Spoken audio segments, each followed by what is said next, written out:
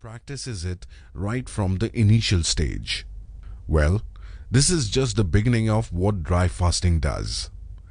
Listen more about the ancient wisdom behind the practice. Chapter 2: Types of Dry Fasting.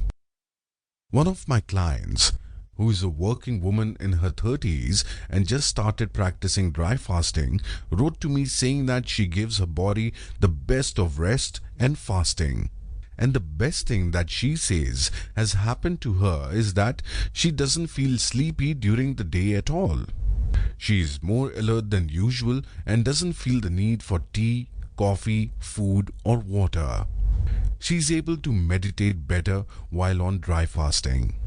She also feels it has cleared up her brain fog and hopes to incorporate dry fasting and meditation as daily habits in her life. Let us find out more about dry fasting. There are two types: soft dry fasting and hard dry fasting. Number 1. Soft dry fasting.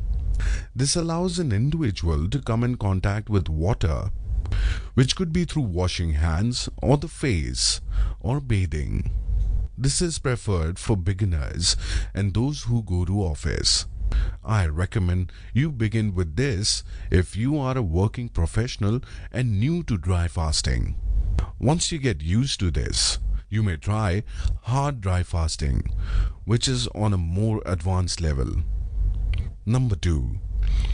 Hard dry fasting. Hard dry fasting doesn't allow any contact with water, not even while washing clothes, bathing, or brushing. When one dry fast, the body becomes like a sponge and the skin becomes highly capable of absorbing any moisture that it comes in contact with, even atmospheric moisture. Chapter 3: History of Dry Fasting. The concept of dry fasting is as old as mankind, perhaps even older. In ancient times, fasting was regarded as a means of purification of mind and the body. If one reads historical or spiritual texts, there are numerous instances to prove this.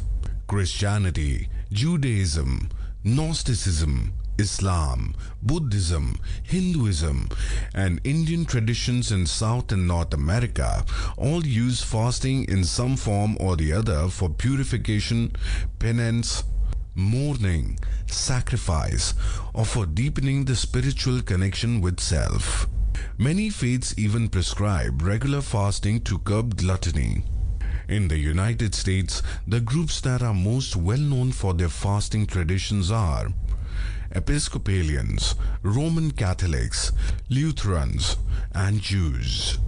Many of our biblical forefathers fasted for some reason or another, and ancient Greeks were great believers in fasting, with Hippocrates strongly advocating it.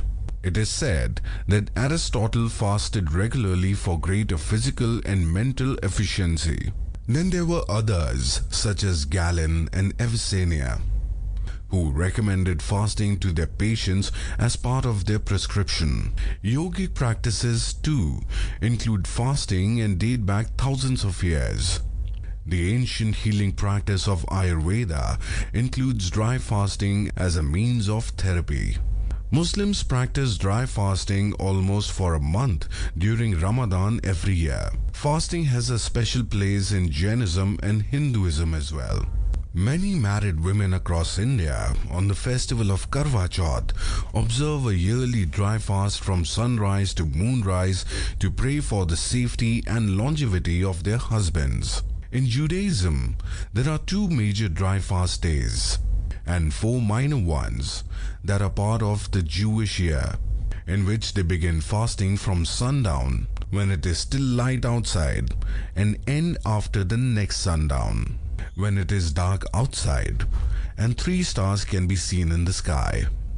Greek Christians fast for 180 to 200 days every year, and their main fasting periods are the Nativity fast, 40 days prior to Christmas, Lent, 48 days prior to Easter, and the Assumption fast, 50 days in August. Ancient Egyptians used fasting